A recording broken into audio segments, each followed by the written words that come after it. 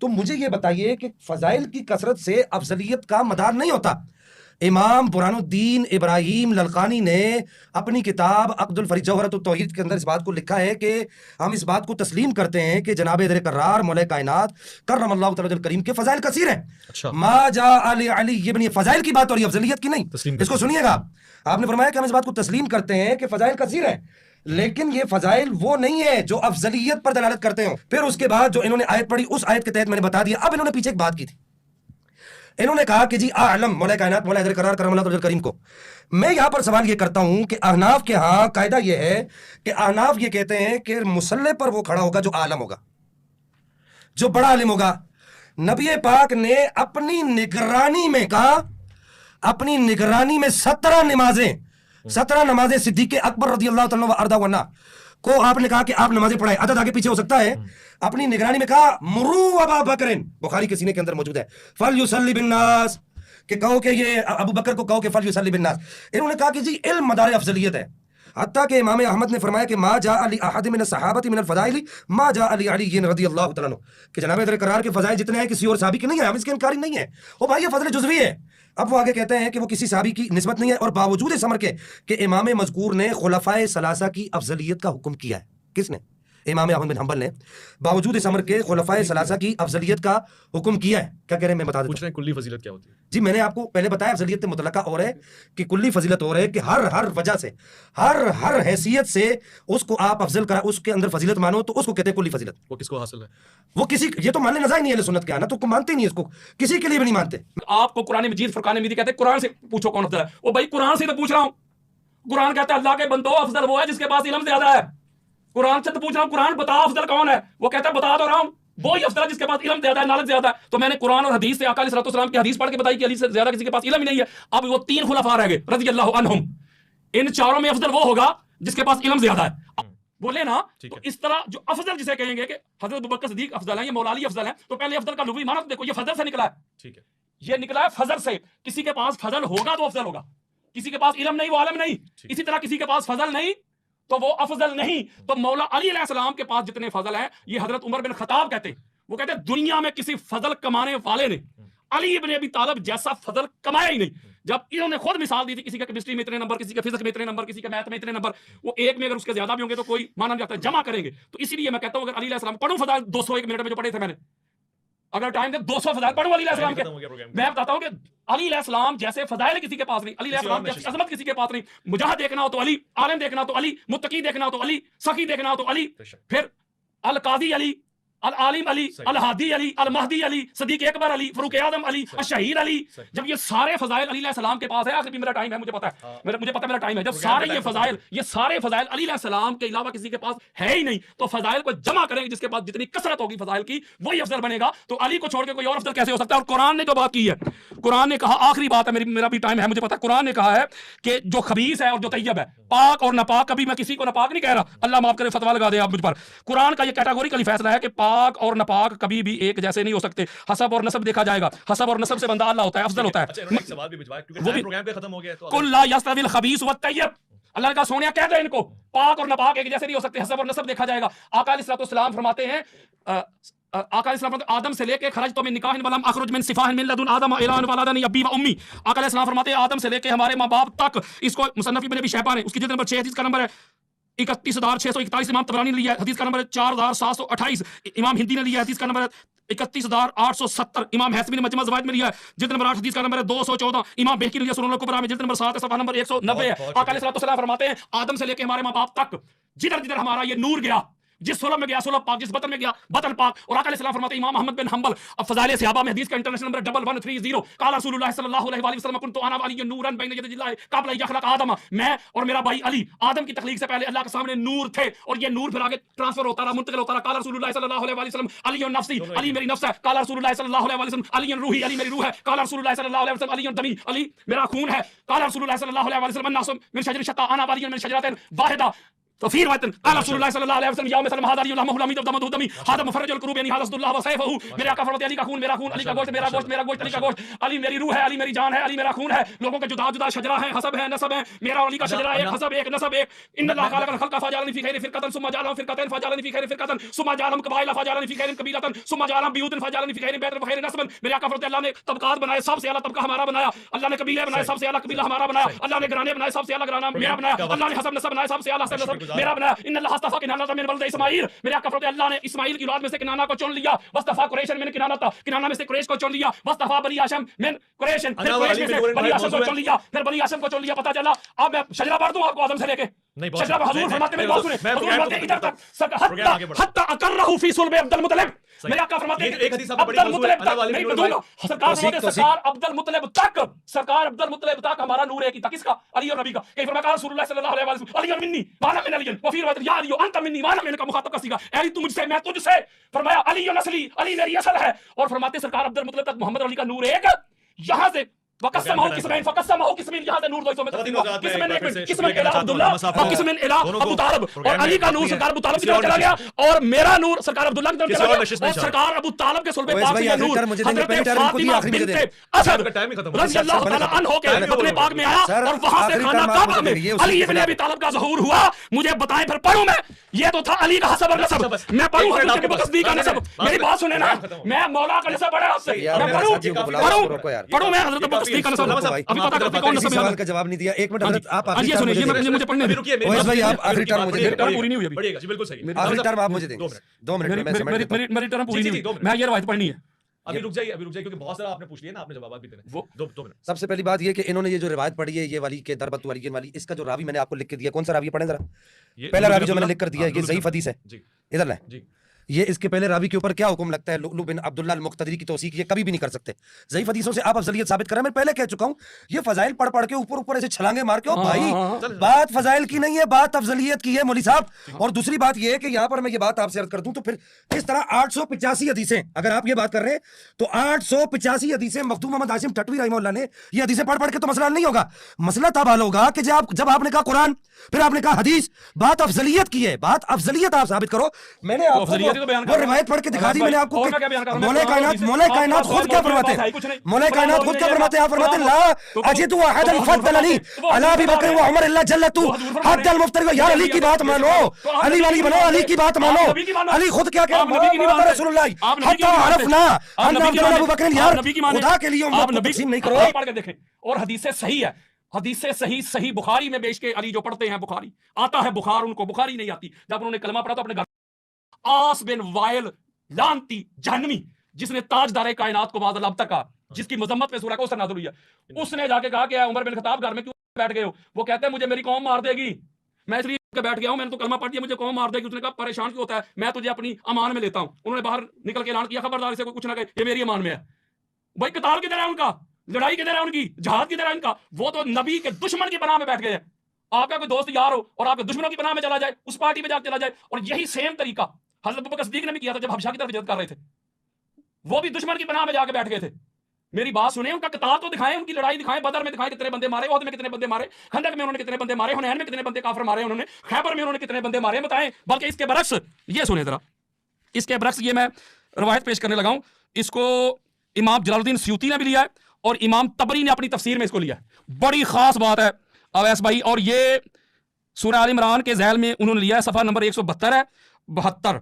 اور یہ کتاب چھپی ہوئی ہے اپنا مدینہ المنورہ کی.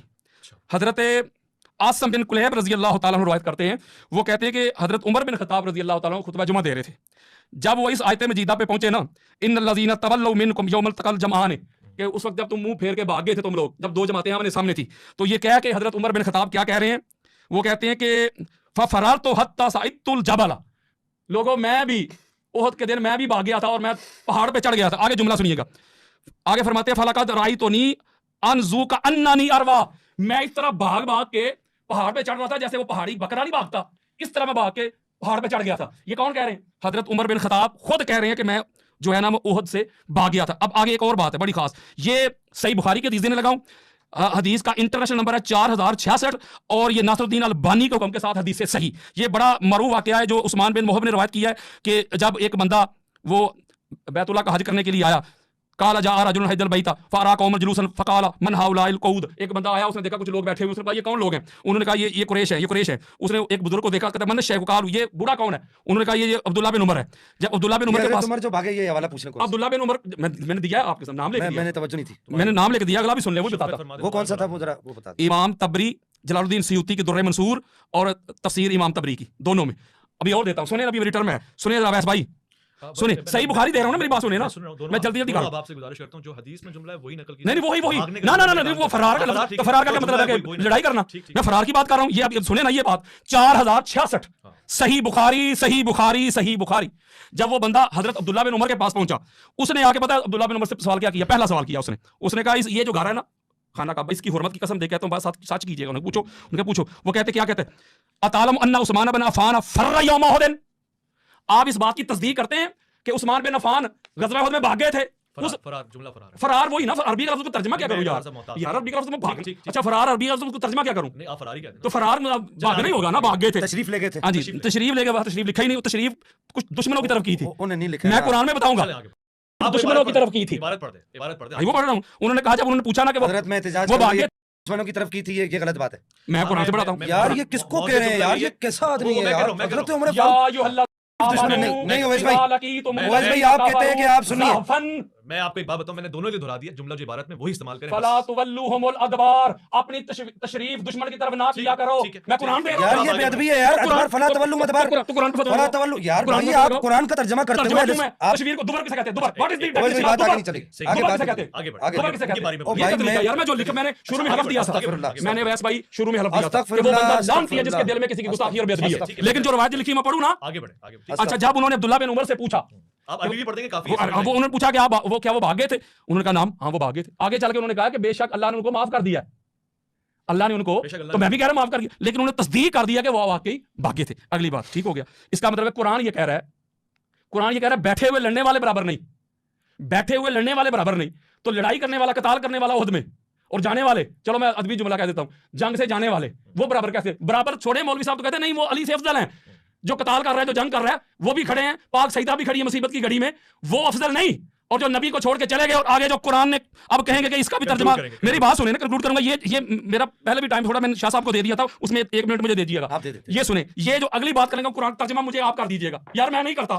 یہ سورہ آل عمران آیت نمبر 153, اللہ کہتا ہے اذ تسعدون فلا تلوون علی احد ورسول یدعوکم فی اخراکم. جب رسول تمہیں پیچھے سے پکار رہے تھے, ٹھیک ہے, تم مڑ کے بھی نہیں دیکھ رہے تھے, تم مڑ کے نہیں دیکھ, اتنی تیزی کے ساتھ بھاگ رہے تھے, رسول پیچھے سے پکار رہے تھے, ٹھیک ہے. دی holy prophet Hazrat Muhammad peace be upon him was saying, O my companion, I am the messenger of the Almighty Allah, I am your prophet, come back, no response, they were running fast and fast.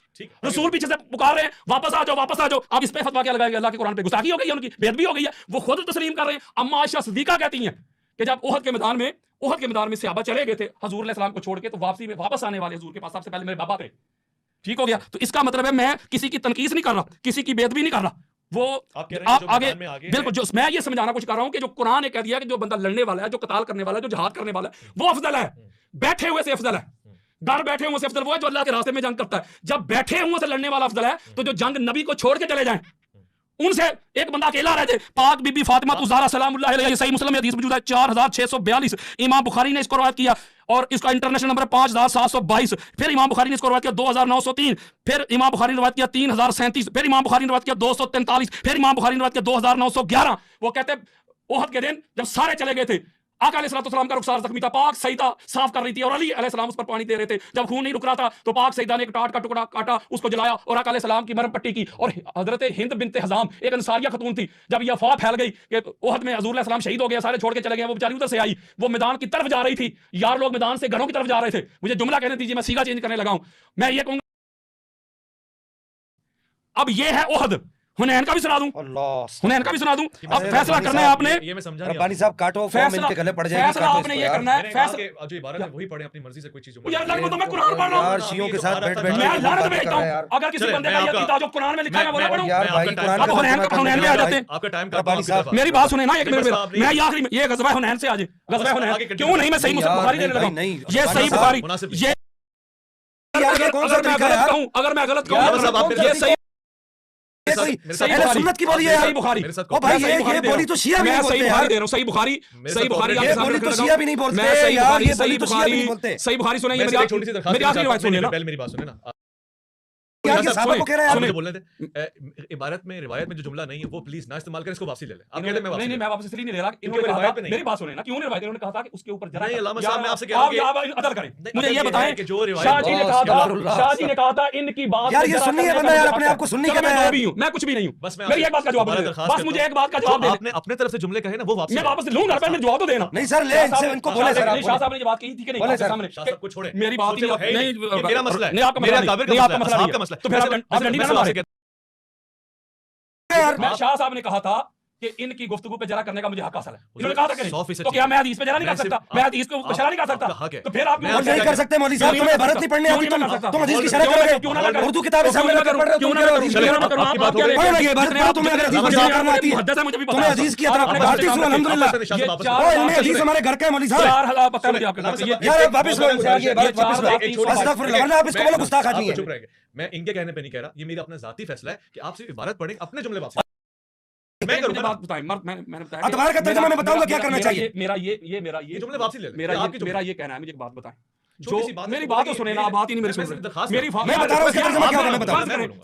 फर्ज करें आपकी नजर में मैं राफजी हूं, मैं गलत हूं, मैं सुन्नी आप मोतबर हैं मेरे। लेकिन मैंने जो बात अवैस भाई की है, मेरी बात आप क्यों फॉलो नहीं कर नहीं, रहे? follow मैं कर कुरान पढ़ के आयतें दे रहा हूं, कुरान पे बिल्कुल फतवा सही लगाओ है। गुस्ताखी आप उसी का के। तर्जुमा अभी पढ़ें। मैंने अगली ये आयत तो जुमला- पढ़ी नहीं। ये जुमला कुरान में नहीं लिखा हुआ ना, इसको वापसी ले लें। ये मैंने कहा कि मुझे मौका दे, मैं इसको चेंज करूं, मैंने खुद नहीं, ना इंटरप्रेट करें, किया ना करें, क्यों ना वापसी मेरा करें, हक नासिब है। अच्छा आज मर्द सेब जो दे- जो मर्द हो आप मर्द शख्सियत जो मेल हो मेल बाबा। वो हुजूर को छोड़ के नबी को छोड़ के जाएं और औरतें आएं तो क्या नहीं, लेकिन करेंगे ये कुरान में नहीं लिखा हुआ, हदीस में लिखा हुआ, इसको वापसी ले लें। बस ऐसी छोटी सी ये मैं दरखास्त कर रहा हूं, मैं रिक्वेस्ट- हदीस का नंबर मैं देखिए, ऐसे बात सुने, 4322 मैं मौत बाना गुजारिश कर रहा हूं। 4322 लेकिन मैं सिर्फ ये रिक्वेस्ट कर रहा हूं कि इस जुमले को वापसी लें। तो फिर मैं आगे हदीस नहीं पढ़ आप सकता हदीस और पढ़ें। इसे सख्त जुमले हैं। हदीस पढ़े, मुझे मसला नहीं, सख्त जुमले पढ़े। अल्लाह के बंदे आगे सख्त जुमला है। मैं कह रहा हूं हदीस पढ़े, अच्छा, मैं अपनी शाह शरह साहब ना एक मिनट, शाह साहब हदीस हम सुनेंगे, वो जुमला वापसी ले जो हदीस में नहीं। चलो जी, मैं शरह नहीं करता, मैं बहुत वापस लूंगा, शुक्रिया, लेकिन मैं इनको भी नहीं करने दूंगा। ठीक है। बात वो खत्म। जुमला वापस ले लेंगे, ओके, बोले मैं जुमला वापस लेता हूं, मैं रुजू करता हूं। ठीक है, अब आगे सुनिए आप जी। उस जुमले से रुजू कर रहे हैं, 4322 4322 नंबर हदीस है, सही बुखारी की हदीस है, सही है, अपना नासरुद्दीन अलबानी के हुक्म के साथ, ठीक हो गया। और ये जो हदीस है इसको हज़रत अबू कतादा रवायत कर रहे हैं, वो कहते हैं कि अपना हुनैन के दिन सारे लोग भाग रहे थे, बहुत तेजी के साथ भाग रहे थे, कहते हैं मैं भी भाग गया, ठीक है ना। जब मैं भाग गया तो रास्ते में मुझे कहते हैं कि फ़ाइज़ा उमर बिन अल-खत्ताब रज़ी अल्लाह तआला अन्हु फिन नास, रास्ते में मुझे हज़रत उमर बिन खत्ताब मिले, तो कहते फ़कुल्तु लहु मा शानुन नास, मैंने उससे पूछा क्या हो गया, भागो भाग, सारे लोग क्यों भाग रहे हैं? तो आगे उनका काला अमरुल्लाह, बस अल्लाह का अमर समझ लो। यानी ओहद में भी ये तशरीफ लेके चले गए, आगे आ जाएं, हुनैन में भी तशरीफ लेके चले गए, खंदक भी बता दूं, अली लड़ने वाला है, अब खंदक बताता हूं। आखिरी मिनट है जी। हाँ जी, मेरा उस टाइम जो है ना उधर से ज़्यादा था, उन्होंने मेरा टाइम ज़्यादा लिया था, पहले भी मैंने छोड़ दिया था और उन्होंने भी कुछ टाइम जो मजीद मुझसे ज़्यादा लिया था, ठीक हो गया ना। ये खंदक में इसको इमाम जलालुद्दीन सयूती ने लिया है, जो अपना ग़ज़वा खंदक वाला ये बड़ा मारूफ वाक़या है, ये मैं आपको देने लगा हूँ कि ये जो कताल किया था ना मौला अली अलैहिस्सलाम ने, उसके हवाले से। और ये चलो मैं पहले वो दूसरी, चलो मैं उस तरफ जाऊं, आगे बढ़ूं, फिर गुफ्तगू आगे क्यों बढ़ाऊं। नहीं, मेरा भी टाइम है। तो बिस्मिल्लाह। ये मैं खंदक का एक बड़ा मरूफ वाक़या बयान करने लगा हूँ, जिसको इमाम हाकिम अपनी अल-मुस्तदरक में लेके, उसकी जिल्द नंबर 3 हदीस का नंबर 4327, और फिर इमाम हाकिम अल-मुस्तदरक में लेके जिल्द नंबर 3 हदीस का नंबर 4328। वो कहते हैं कि आका अलैहिस्सलाम ने फरमाया, क़ाला रसूलुल्लाह सल्लल्लाहु हज़रत बहज़ इब्न हकीम रज़ी अल्लाह तआला अन्हु रवायत करते हैं कि आका अलैहिस्सलाम ने फरमाया, क़ाला रसूलुल्लाह सल्लल्लाहु अलैहि वसल्लम लमुबारज़तु अली इब्न अबी तालिब अम्र इब्न वुद्दिन यौमल खंदक अफ़दलु मिन अमाल उम्मती इला यौमिल क़ियामा। आका अलैहिस्सलाम ने फरमाया कि वो जो अम्र इब्न वुद्द को कत्ल किया था मौला अली अलैहिस्सलाम ने, अली अलैहिस्सलाम का ये एक अमल मेरी सारी उम्मत क़यामत तक आने वाली यौमुल क़ियामा, उनके तमाम अमाल से अली अलैहिस्सलाम का ये एक अमल, एक चोट, ये अफजल है, एक ज़रब उसकी। अली अलैहिस्सलाम को एक पलड़े में नहीं रखा हुजूर ने, अली अलैहिस्सलाम की नज़र में जो छोटा सा अमल है उसको रखा है, और दूसरे पलड़े में सारी उम्मत के सारे अमाल तुल गए। आका अलैहिस्सलाम फरमा रहे हैं कि ये अली का जो अमल है वो मेरी सारी उम्मत क़यामत तक जो आने वाली है। और ग़ज़वा खंदक में सारे सहाबा किराम रिज़वानुल्लाह अलैहिम अजमाइन सारे मौजूद थे, उनमें अली अलैहिस्सलाम का ये अमल हुजूर अलैहिस्सलाम फरमा रहे हैं, और जिसका अमल उसके सारी कायनात तुल जाए अमाल, अमल ज़रबत ज़रबत वो अमल का लफ्ज़ इस्तेमाल हुआ, अमल वही नेक्स्ट फेल ज़रबत अमल, उससे सारे अमाल तुल रहे हैं सारी उम्मत के। तो जिसके अमल का इतना वजन है, इतना भारी है, तो वो ज़ात कितनी